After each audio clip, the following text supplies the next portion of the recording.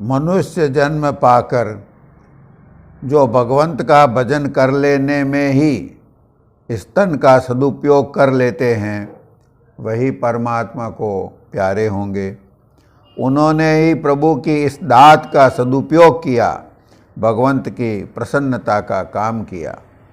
नर शरीर को ही यह गौरव प्राप्त है कि इसमें बैठकर यह बिछुड़ी जीवात्मा अपने सच्चे स्वामी से वापस मिल सकती है। भगवंत का मनुष्य शरीर की रचना करने का बस यही उद्देश्य है। मनुष्य योनि या नर शरीर परमात्मा की ओर ले जाने वाली सीढ़ी का अंतिम डंडा है। अगर सच्ची कोशिश करते हैं तो मकान की छत पर चले जाते हैं, यानी मालिक का दर्शन कर लेते हैं, और जो चूक कर गिर गए तो फिर 84 के जेल खाने में वापस पहुंच जाते हैं। इस तरह से भक्ति करने वालों को ही संतों ने पवित्र, सुंदर, भाग्यशाली, बड़भागी, पृथ्वी का भूषण और अपने कुल का उद्धारक सपूत माना है। सच्चे समझदार वे ही हैं जो सब तरफ से मन हटाकर मुख्यतः केवल भक्ति को ही देते हैं। जीव का सच्चा स्वार्थ या असल हित या मंगल केवल भक्ति करने में ही है, यानी नर्तन में आकर के अपना सर्वस्व यानी अपना आपा सच्चे पूरे गुरु या भगवंत के चरणों में अर्पण करके जीवन सफल किया जा सकता है। जो कोई भक्ति के रास्ते पर चलेगा उसका दीन और दुनिया यानी लोक और परलोक दोनों ही पूरी तरह से सफल और सार्थक होंगे। यदि एक भक्ति को छोड़कर फिर चाहे दुनिया में कितनी भी तरक्की कोई कर ले तो वह ऐसे ही है जैसे बिना अन्न कणों वाला भूसा।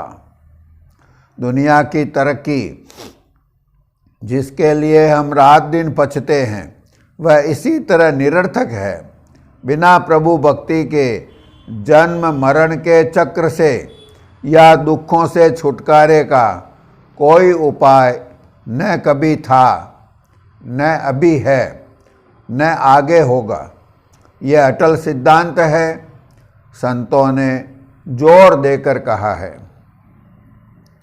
वारी मथे ग्रत होई बरु सिकता ते बरु तेल बिनु हरि भजनन भवतरई यह सिद्धांत अपेल।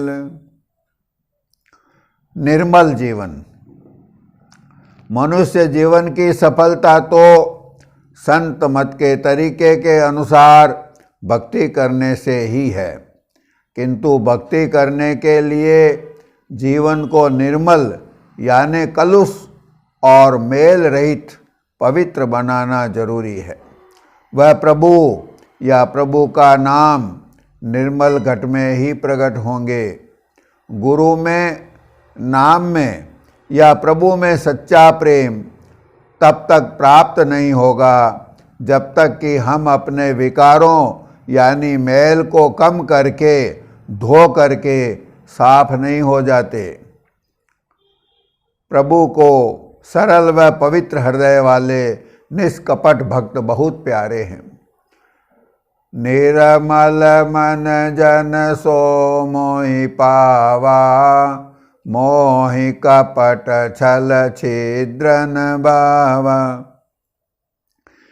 इसके अलावा सत्संगी के दिल में दूसरों के लिए दया और करुणा भाव भी होना जरूरी है। निपट स्वार्थी जीवन किसी भी काम का नहीं। जितने भी प्राणी हैं सभी अपने सद्गुरु के ही अंश हैं।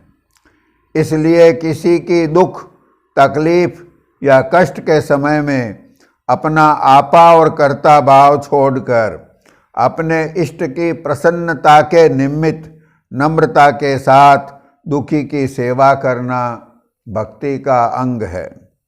वह प्रभु दीन दयाल और दीन बंधु है।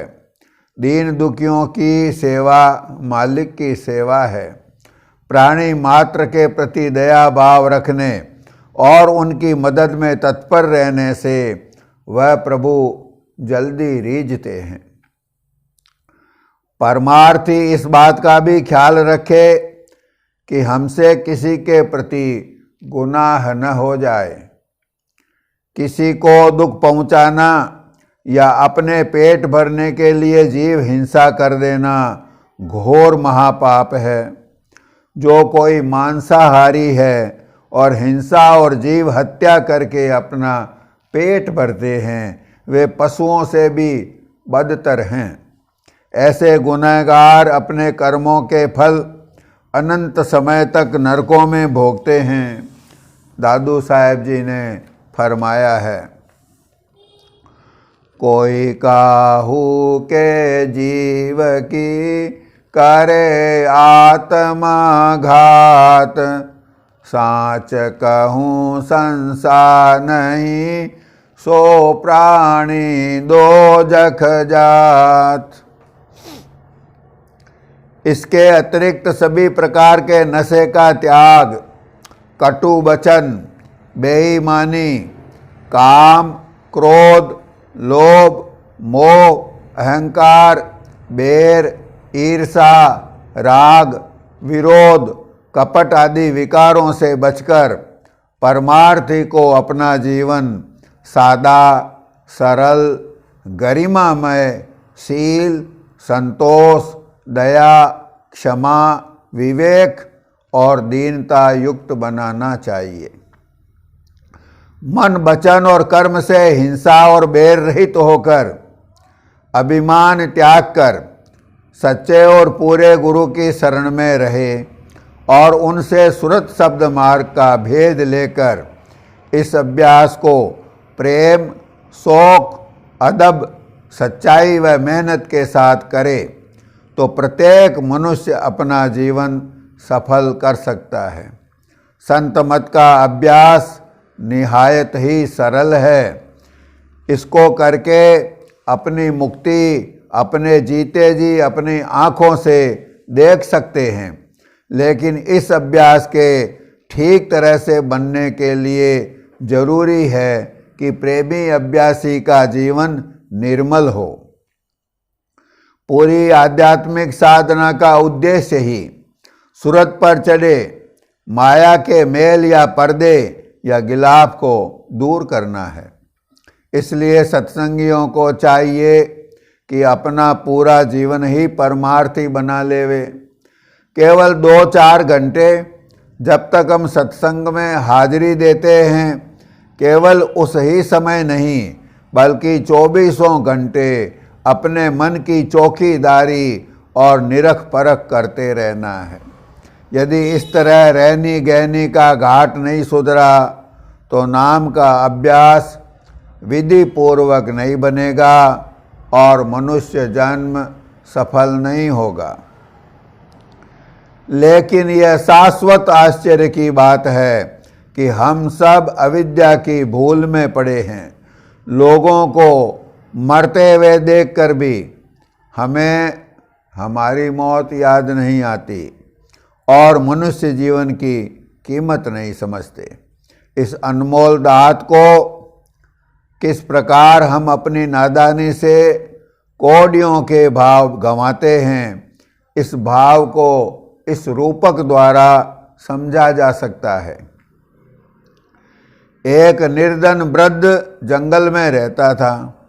जंगल की लकड़ियां काटकर उसके कोयले बनाकर वह पास के कस्बे में बेचकर अपना पेट पालता था। एक बार उस मुल्क का राजा संयोग से उस वन में विपत्ति में फंस गया। उस वृद्ध ने राजा की प्राण रक्षा की। राजा ने प्रसन्न होकर उस वृद्ध को चंदन के पेड़ों का एक सुंदर बगीचा इनाम के रूप में दे दिया। वृक्ष मूल्यवान सुगंधित इत्र तैयार करने के काम आते थे। बगीचे के प्रत्येक पेड़ की कीमत इतनी थी जितनी वह वृद्ध अपने पूरे जीवन काल में लकड़ी जलाकर कोयला बनाकर कभी नहीं कमा सकता था। वृद्ध खुश तो बहुत हुआ, परंतु वह नादान उस बगीचे के पेड़ों की कीमत नहीं जानता था। वह भोला और नादान जो काम पहले करता था वही अब भी करता रहा। उसे बड़ा आराम हो गया। लकड़ी काटने के लिए जंगल में भटकना बंद हो गया। अपने निज के खुद के बाग में से चंदन के पेड़ काटता, उनको जलाकर कोयला बनाता और कस्बे में बेचता रहा। बहुत समय बीत जाने पर राजा को एक बार फिर उस इलाके से गुजरना पड़ा। इस बार राजा के साथ महामंत्री भी थे। राजा ने पता लगवाया। वृद्ध को ढूंढा गया। उसे राजा ने मिलने के लिए बुलवाया। राजा ने देखा कि वह तो अभी भी गरीबी ही भुगत रहा है। और खोजबीन करने पर राजा को पता चला कि वृद्ध ने पूरा बाग लगभग काटकर, जलाकर, कोयला बनाकर नष्ट कर दिया है। मंत्री ने बताया कि अब तो बाग में चंदन के एक दो छोटे पेड़ ही बचे हैं। मंत्री ने एक छोटा पेड़ कटवाया, वृद्ध को साथ लेकर नगर में गया। चंदन के व्यापारियों को चंदन का वृक्ष दिखाकर उसकी सही कीमत पर वृद्ध से बिकवाया। नतीजा यह हुआ कि बूढ़े को इस छोटे से पेड़ की इतनी कीमत मिली जितनी उसने अपने पूरे जीवन में नहीं कमाई थी। वृद्ध अफसोस करते हुए राजा के पास आया। राजा ने कहा, अफसोस कि तूने बहुमूल्य चंदन की कदर नहीं जानी और उनको जलाकर कोयला बना डाला। लेकिन अब क्या हो सकता है? वृद्ध ने कहा, एक वैसा ही बगीचा मुझे और दे दीजिए। लेकिन वृद्ध की प्रार्थना स्वीकार नहीं हुई। राजा ने जवाब दिया कि ऐसी अनमोल दात जीवन में एक बार ही मिलती है। बस हम सभी की यही दशा है। संत फरमाते हैं कि समय रहते मनुष्य जीवन की कीमत पहचाने, अन्यथा अंत में सिवाय पछताने के और कुछ भी हाथ नहीं आएगा। आछे दिन पाछे गए, गुरु से किया न हेत, अब पछताए होत क्या, जब चिड़िया चुग गई खेत।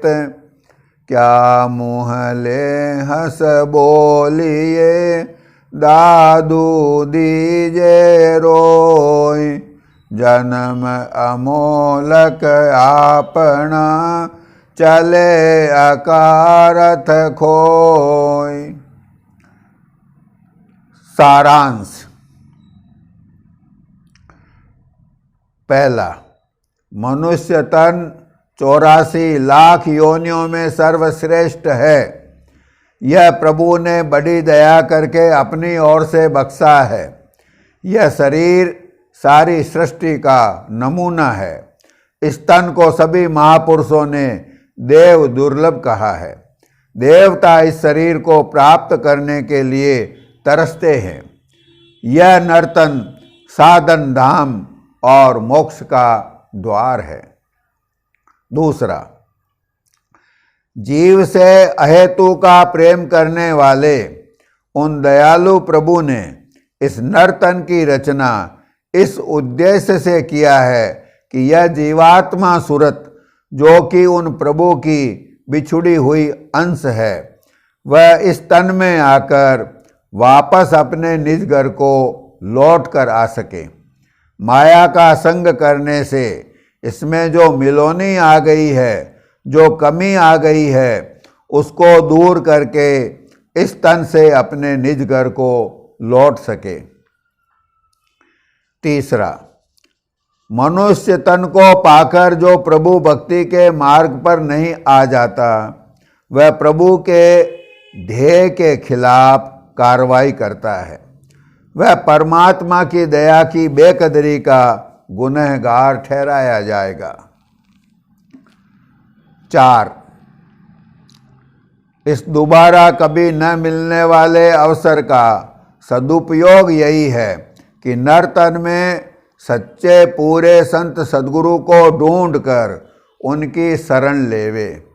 सच्चे गुरु से सच्चे मालिक का भेद व पता लेकर कलयुग के धर्मानुसार सुरत शब्द योग की कमाई करके सदा सदा के लिए काल के जाल, जन्म मरण, माया के विकारों और बंधनों से छूटकर सदा के लिए सर्वशक्तिमानता और परमानंद को प्राप्त करें।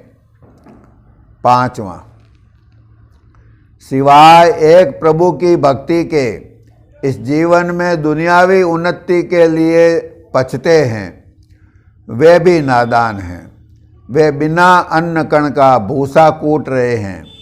अंत में ऐसों को पछताना पड़ेगा और एक बार यदि यह अवसर हाथ से चला गया तो दोबारा नहीं मिलेगा। 6, नर तन को मालिक ने सारी सृष्टि का नमूना बनाया है। बाहर ब्रह्मांड में जितने मंडल रचे गए हैं, उनकी नकल के अत्यंत सूक्ष्म बिंदु, जिनको योग शास्त्र में चक्र या पद्म कहा गया है, मनुष्य के तन में रचे गए हैं, जिनका कनेक्शन चैतन्य तार के वसीले ब्रह्मांड के मंडलों से लगा हुआ है। पूरी रचना की नकल के ये बिंदु मनुष्यों के शरीर में पूरे पूरे रचे गए हैं, अन्य देहियों में पूरे नहीं हैं। इसलिए नर तन असरफुल मखलूकात बताया गया है। 7वां, सुरत शब्द योग का साधन इन चैतन्य मंडलों की नकल के बिंदुओं के सहारे केवल मनुष्यों द्वारा ही बनता है। इसलिए नर्तन सर्वश्रेष्ठ है। परिशिष्ट, सभी संतों ने नर्तन को क्षणभंगुर, देव दुर्लभ, 84 लाख योनियों में सर्वश्रेष्ठ और असरफुल मखलूकात कहा है। संतों ने यह भी फरमाया कि नर्तन प्रभु अपनी दया से बख्शते हैं। इसको प्राप्त करके केवल भगवत भजन से ही सफल किया जा सकता है। सभी संतों ने यह भी फरमाया कि नर्तन की रचना भगवंत ने भक्ति करने के उद्देश्य से किया है तथा यह शरीर रचना का नमूना है।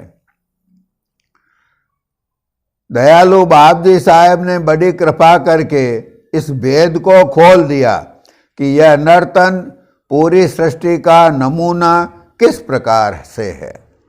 आपने यह फरमाया कि बाहर ब्रह्मांड और पिंड की रचना और सत्य देश की रचना में जितने मंडल रचे गए, उनकी नकल के अत्यंत सूक्ष्म चैतन्य बिंदु मनुष्यों के शरीर में पूरे पूरे रचे गए हैं।